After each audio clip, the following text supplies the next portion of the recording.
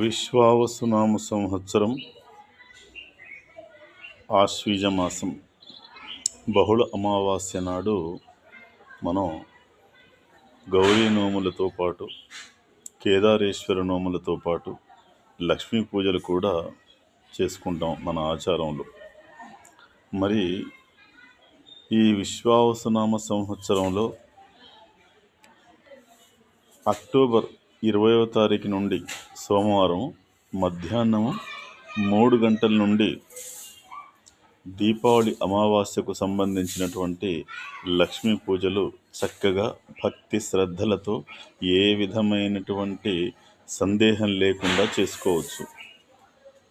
మంగళవారం నాడు అంటే 21వ తారీఖు నాడు మంగళవారం నాడు సాయంత్రం 4 గంటల వరకు చక్కగా కేదారేశ్వర నోములు చేసుకోవచ్చు.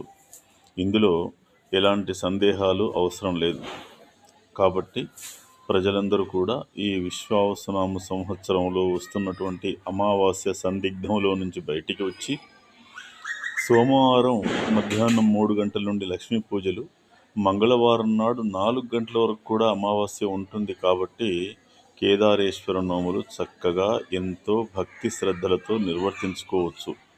ఇందులో ఎవరు కూడా సందేహించవలసిన అవసరం లేదు. కాబట్టి అందరికీ ఈ కార్యక్రమాన్ని ఈ విధంగా చేసుకుంటూ తెలియచేస్తూ ప్రతి ఒక్కరికి కూడా దీపావళి శుభాకాంక్షలు. విశ్వావసునామ సంవత్సర దీపావళి శుభాకాంక్షలు.